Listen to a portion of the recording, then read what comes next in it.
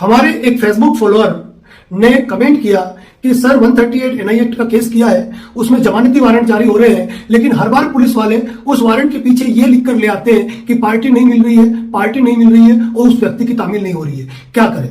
87 CRPC के अंतर्गत आप उस कोर्ट में एप्लीकेशन देकर उस व्यक्ति के खिलाफ अरेस्ट वारंट जारी करा सकते हैं। 3 बार अरेस्ट वारंट जारी होने के बाद भी यदि पुलिस वाले उस वारंट की तामील नहीं करवा पाते हैं तो ऐसी अवस्था के अंदर कोर्ट उस व्यक्ति को मफरूर घोषित करके उसका स्थायी वारंट जारी कर देगा। और जब किसी व्यक्ति का स्थायी वारंट जारी किया जाता है तो वह व्यक्ति किसी भी रूप से अरेस्ट इसलिए होता है क्योंकि स्थायी वारंट का एक रिकॉर्ड होता है जो प्रत्येक पुलिस थाने के अंदर मेंशन किया जाता है और कोई भी पुलिस स्टेशन ये नहीं चाहेगा कि उनके वहां स्थायी वारंटियों की संख्या ज्यादा रहे, क्योंकि इस संदर्भ में इनको अपने विभाग को रिप्लाई देना पड़ता है कि हमारे यहाँ पर इतने स्थायी वारंट है और इनको गिरफ्तार करने के लिए हमने क्या क्या प्रयास किए। इस मामले में पुलिस पर सवाल खड़ा होता है और यह है आपका जवाब। हमारे एक फेसबुक फॉलोअर अजय कुमार जी ने बताया कि उन्हें एक व्यक्ति ने चेक दिया, चेक उन्होंने बैंक में लगाया,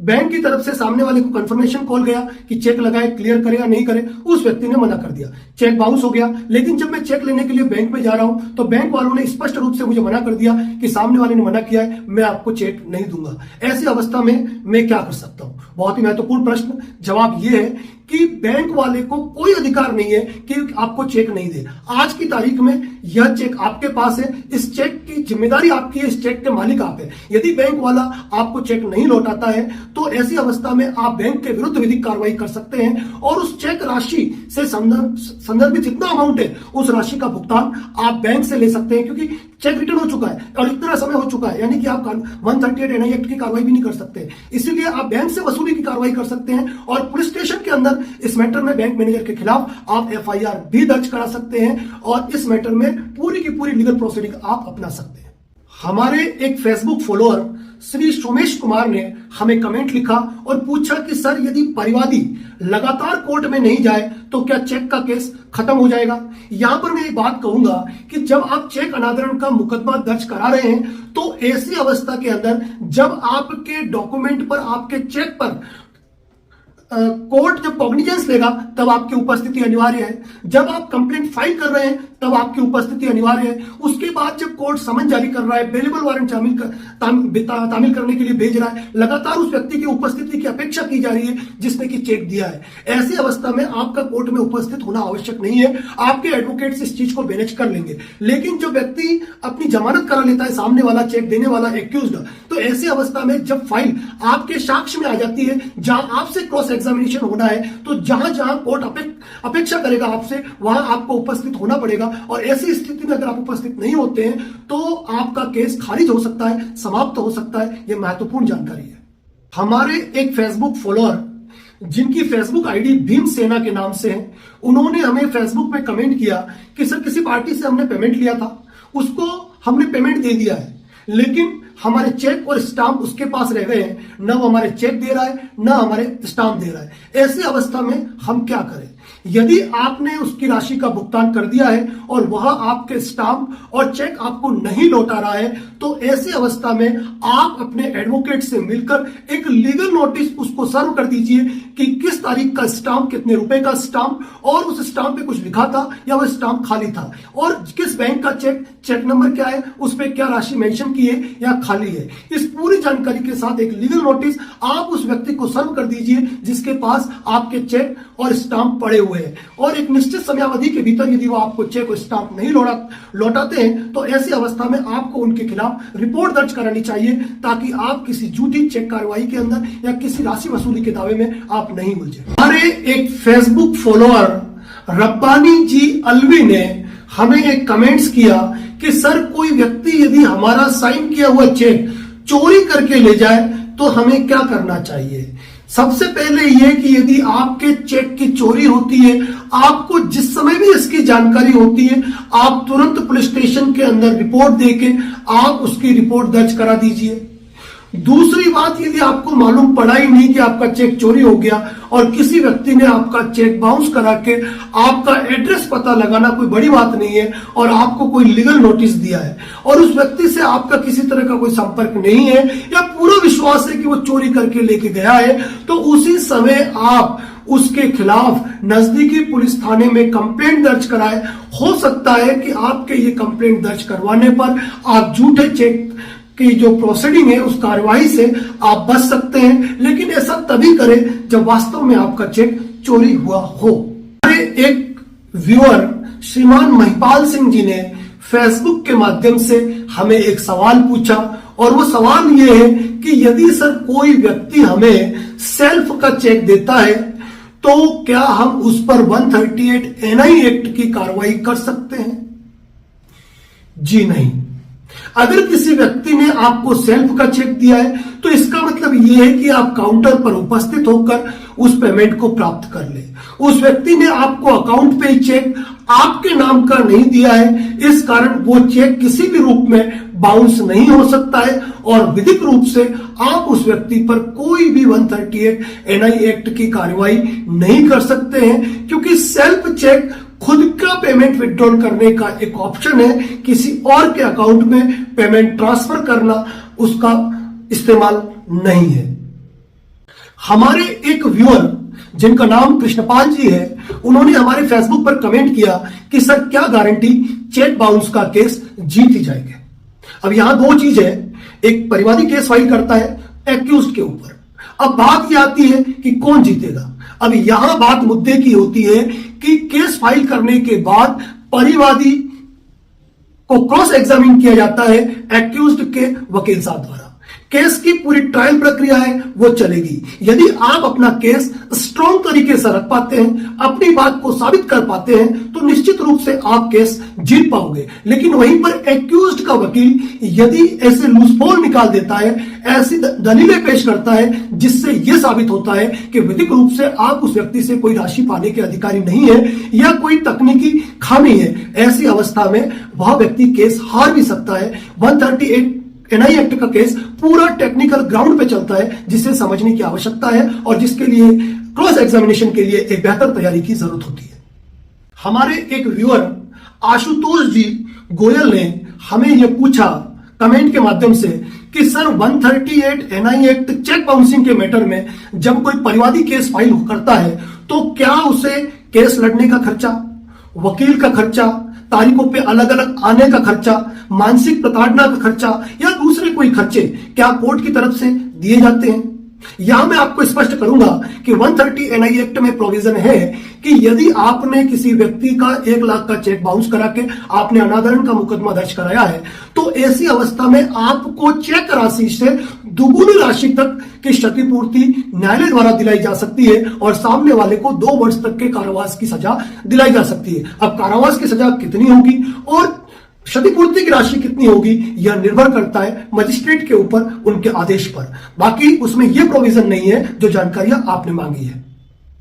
हमारे एक व्यूअर चंदन जी पाठक ने हमें कमेंट्स किया कि सर एक पार्टी ने मुझे चेक दिया और वो बाउंस हो गया। उसने मुझे फोन करके कहा कि सच में मेरे पास पैसा नहीं है, मैं तुम्हें दूसरा चेक दे देता हूं, तुम चेक बाउंसिंग की कार्रवाई मत करो और 1 महीने में तुमको पैसा लौटा दो। मुझे क्या करना चाहिए? हमारी स्पष्ट राय यह है कि आप यदि वो 1 महीने का समय लेना चाहता है तो आप उसको लीगल नोटिस दे दीजिए, क्योंकि लीगल नोटिस उसको सर्व होने के बाद 15 दिन का टाइम तो उसे वैसे ही मिल रहा है और उसको नोटिस सर्व होने के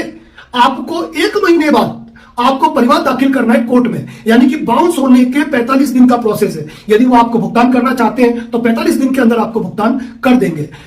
लेकिन अगर आप ये सोचते हो कि आप दूसरा चेक लोगे और पहले चेक पे कोई कार्रवाई नहीं करते हो, तो कोर्ट में यह उपधारणा की जा सकती है कि चूंकि आपने चेक बाउंस कराया था, आपने कार्रवाई नहीं की, इसका मतलब यह है कि आपको राशि मिल चुकी है और दूसरा चेक बाउंस करने पर कार्रवाई करोगे तो हो सकता है आपको लीफ नहीं मिल पाए। हमारे एक व्यूअर वीरेंद्र प्रताप सिंह जी ने कमेंट किया कि सर झूठे चेक की डेफिनेशन क्या है, यानी कि किस चेक को हम झूठा माने जिसके आधार पर हमको 138 एनआई एक्ट में एक्यूज्ड बनाया गया है। झूठे चेक से मतलब यह है कि आपने किसी और व्यक्ति से लेन देन किया, आपने उस व्यक्ति को चेक दिया और उस व्यक्ति से आपका समाधान हुआ या नहीं हुआ, लेकिन आपको हरेस करने के लिए उस व्यक्ति ने किसी और को चेक दे दिया, या फिर कोई व्यक्ति अनाधिकृत रूप से आपका चेक प्राप्त करता है और उस पर कार्रवाई करता है, या फिर हम यह मान सकते हैं कि आपके खाली चेक पर किसी ने फर्जी हस्ताक्षर करके किसी भी रूप से चेक इस्तेमाल किया, यानी कि जिस व्यक्ति को आपको भुगतान नहीं करना है, जिससे आपने पैसा लिया ही नहीं, उसके पास किसी भी कारण से आपका चेक पहुंचता है और वह चेक अनादरण की कार्रवाई करता है, उसे हम झूठे चेक की डेफिनेशन में मान सकते हैं। और ऐसे मामले में जब आपको मालूम पड़ता है कि आपके खिलाफ कोई विधिक कार्रवाई शुरू की जा रही है, तो आप उस व्यक्ति के खिलाफ उस आधार पर आप मुकदमा दर्ज करवा सकते हैं और अपने बचाव के आधारों का इस्तेमाल करें, तभी आप उस मामले से बाहर निकल सकते हैं। हमारे एक व्यूअर ने फेसबुक पर कमेंट किया जिनका नाम है सुरेश कार्की। उन्होंने लिखा कि सर ईसीएस ऑटो डेबिट यदि बाउंस होता है तो ऐसी अवस्था में क्या कार्रवाई हो सकती है? यदि आपने अपना वाहन, घर या किसी भी लोन की ईसीएस से ईएमआई तय कर रखी है और उसका भुगतान कंपनी को नहीं होता है, बैंक को नहीं होता है, ऐसी अवस्था में आपका ईसीएस बाउंस होता है और उसके अंतर्गत भी वही कार्रवाई होती है जो चेक बाउंसिंग के अंतर्गत होती है। नोटिस जारी होगा, कोर्ट का समन आएगा, बेलेबल वारंट आएगा, अरेस्ट वारंट आएगा और उसमें भी जो ईसीएस अमाउंट है आपका उससे दुगुने राशि तक का क्षतिपूर्ति के साथ भुगतान करना होगा और 2 वर्ष तक की जेल तक का प्रावधान है। और इसमें section 25 the payment and settlement act के अंतर्गत कार्रवाई होती है। किंतु आप यदि उस मासिक किस्त राशि का भुगतान कर देते हैं तो यह प्रोसीडिंग आपके खिलाफ रोकी जा सकती है। हमारे एक फेसबुक फॉलोअर ओम प्रकाश जी ने लिखा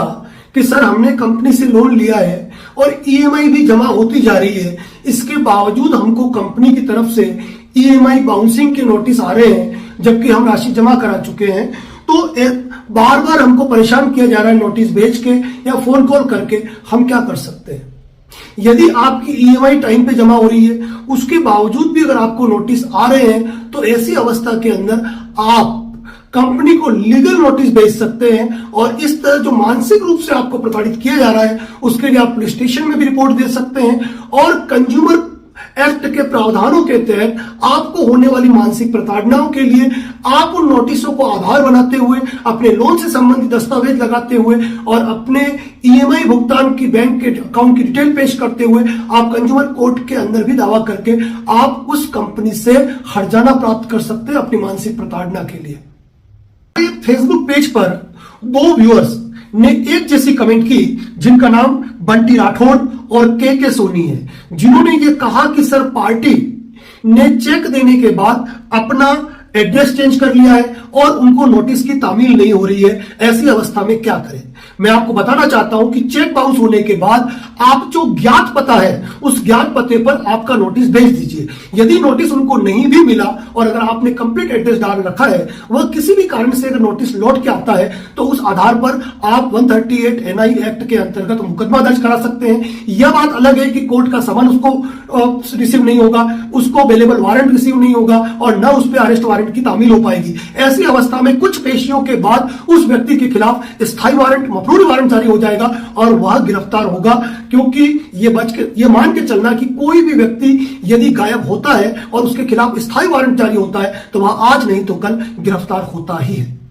हमारे एक व्यूअर जिनका नाम राम शब्द जी यादव है, उन्होंने हमें फेसबुक कमेंट्स के माध्यम से यह पूछा कि सर चेक बाउंस का केस कितने समय तक चल सकता है? मैं आपको बता दूं कि चेक बाउंस का केस निपटने को 4 महीने में भी निपट जाए और लगे तो 10 से 15 साल भी लग जाते हैं। इसके पीछे कारण यह है कि चेक देने वाला व्यक्ति यदि आपके क्षेत्र में का है तो उस पर उसकी तामील आसानी से हो जाती है, अगर वो किसी दूसरे स्टेट का है तो उसकी तामील में थोड़ी तकलीफ आती है। और यदि कोई व्यक्ति चेक देकर फरार हो जाए, अपने एड्रेस पर ही नहीं मिले, तो चेक बाउंसिंग की कार्यवाही तब तक उसी स्टेज पे चलती है जब तक कि सामने वाला एक्यूज्ड उस केस के अंदर उपस्थित होकर अपनी जमानत न करवा दे। लगातार न मिलने की अनुपस्थिति में उस एक्यूज्ड को स्थायी वारंट घोषित किया जा सकता है और स्थायी वारंट उसके खिलाफ इश्यू हो जाता है और जब वह गिरफ्तार होता है, अपनी जमानत कराता है, तब जाके आगे की प्रक्रिया चलती है। तो केस बाउंसिंग में यही है कि सामने वाले व्यक्ति की तामील के आधार पर और कोर्ट की जो प्रोसीडिंग चलती है उसके आधार पर समय तय होता है। लेकिन यह है कि आपको यदि आपने केस लगाया है तो देर सवेर ही सही आपको उसका रिलीफ प्राप्त हो सकता है। हमारे एक फेसबुक फॉलोअर ने हमें हमारी पोस्ट पे एक कमेंट किया, श्री मनीष सिंह जी ने, और मनीष सिंह जी ने लिखा कि सर एक बेटे ने लोन लिया बिजनेस लोन लिया और उसकी डेथ हो गई और उस राशि की वसूली के लिए जो बैंक वाले हैं और रिकवरी के बंदे हैं वो बार बार उसके माता पिता को, उसके परिवार वालों को परेशान कर रहे हैं। ऐसी अवस्था में क्या करें? सबसे पहले मैं आपको जानकारी दूंगा, कोई भी एनबीएफसी और बैंक जब लोन करती है तो मैक्सिमम लोन पर वह लोन का इंश्योरेंस करवाती है ताकि पार्टी के साथ कोई कैजुअलिटी हो जाए तो ऐसी अवस्था में वह इंश्योरेंस कंपनी से उस लोन को रिकवर कर सकती है। दूसरी बात, यदि यह बिजनेस लोन और दिया गया लोन अनसिक्योर्ड है तो ऐसी अवस्था में बैंक वाले उसके माता पिता और उसके घर परिवार को परेशान नहीं कर सकते, उसका कोई भी विधिक अधिकार नहीं बनता है। ऐसी अवस्था में भी यदि वह जबरन परेशान कर रहे हैं तो आप बैंकिंग लोकपाल को बैंकिंग लोकपाल को आप इसकी कंप्लेंट दर्ज करा सकते हैं। ज्यादा हैरान परेशान करें तो आप नजदीकी पुलिस थाने के अंदर आप इसकी रिपोर्ट दर्ज करा सकते हैं। लोन इंश्योर्ड है तो इंश्योरेंस कंपनी से ले, और बेटे द्वारा लिए गए लोन के लिए उसका पिता उत्तरदायी नहीं है, उसका परिवार उत्तरदायी नहीं है यदि उनके द्वारा उस लोन में गारंटी नहीं दी गई हो तो। हमारे एक फेसबुक फॉलोअर ने हमें हमारी पोस्ट पे एक कमेंट किया, श्री मनीष सिंह जी ने, और मनीष सिंह जी ने लिखा कि सर एक बेटे ने लोन लिया, बिजनेस लोन लिया और उसकी डेथ हो गई और उस राशि की वसूली के लिए जो बैंक वाले हैं और रिकवरी के बंदे हैं वो बार बार उसके माता पिता को, उसके परिवार वालों को परेशान कर रहे हैं। ऐसी अवस्था में क्या करें? सबसे पहले मैं आपको जानकारी दूंगा, कोई भी एनबीएफसी और बैंक जब लोन करती है तो मैक्सिमम लोन पर वह लोन का इंश्योरेंस करवाती है ताकि पार्टी के साथ कोई कैजुअलिटी हो जाए तो ऐसी अवस्था में वह इंश्योरेंस कंपनी से उस लोन को रिकवर कर सकती है। दूसरी बात, यदि यह बिजनेस लोन और दिया गया लोन अनसिक्योर्ड है तो ऐसी अवस्था में बैंक वाले उसके माता पिता और उसके घर परिवार को परेशान नहीं कर सकते, उसका कोई भी विधिक अधिकार नहीं बनता है। ऐसी अवस्था में भी यदि वह जबरन परेशान कर रहे हैं तो आप बैंकिंग लोकपाल को आप इसकी कंप्लेंट दर्ज करा सकते हैं। ज्यादा हैरान परेशान करें तो आप नजदीकी पुलिस थाने के अंदर आप इसकी रिपोर्ट दर्ज करा सकते हैं। लोन इंश्योर्ड है तो इंश्योरेंस कंपनी से ले, और बेटे द्वारा लिए गए लोन के लिए उसका पिता उत्तरदायी नहीं है, उसका परिवार उत्तरदायी नहीं है यदि उनके द्वारा उस लोन में गारंटी नहीं दी गई हो तो।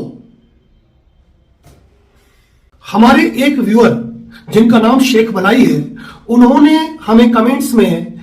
यह मेंशन किया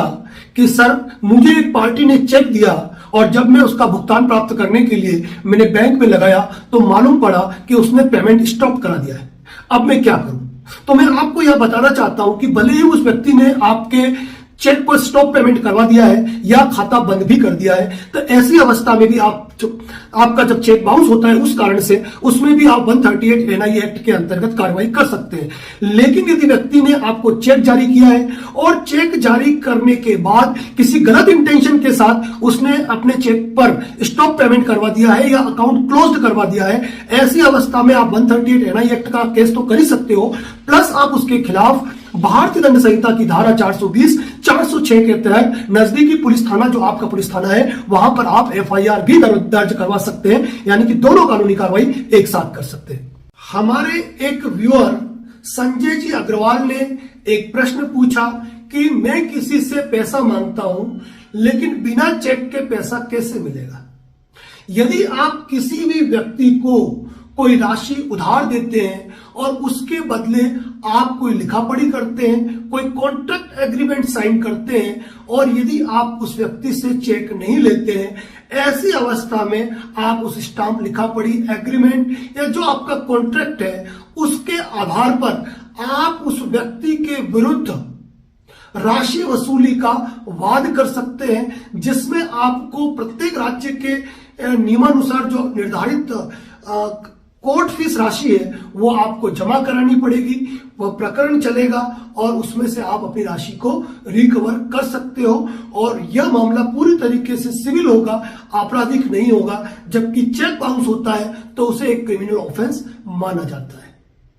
हमारे एक व्यूअर श्री संजय जी खुराना द्वारा एक सवाल पूछा गया और वह सवाल यह है कि सर एक व्यक्ति मुझे चेक देके चला गया और वह check State Bank of Patiala का है, मुझे ये मालूम नहीं था कि यह बैंक मर्ज हो चुका है और अब वह चेक जब मैं बैंक में प्रेजेंट कर रहा हूं तो ऐसी कंडीशन में बैंक वाले उस चेक को स्वीकार नहीं कर रहे हैं। ऐसी अवस्था में मैं क्या कर सकता हूं? मैं आपको बता दूं कि पिछले कुछ सालों में कई ऐसी बैंकें हैं जो मर्ज हो चुकी है, चाहे वह स्टेट बैंक ऑफ पटियाला हो, स्टेट बैंक ऑफ इंदौर हो या state Bank of Bikaner and Jaipur हो। लेकिन आज भी कई लोग उन बैंक के चेकों का इस्तेमाल कर रहे हैं, जबकि इस संदर्भ में कई बार नोटिफिकेशन जारी हो चुका है। लेकिन आपके साथ अगर किसी व्यक्ति ने ऐसा कृत्य करके हाल ही में आपको ऐसा चेक दिया है तो आप उनके खिलाफ धोखाधड़ी का मुकदमा भारतीय दंड संहिता की धारा 420 और 406 के तहत दर्ज करा सकते हैं। यदि थाने में रिपोर्ट देने पर, पुलिस अधीक्षक को रिपोर्ट देने पर भी मुकदमा दर्ज नहीं होता है तो आप कोर्ट के माध्यम से यह एफआईआर दर्ज करवा सकते हैं। हमारे एक फेसबुक फॉलोअर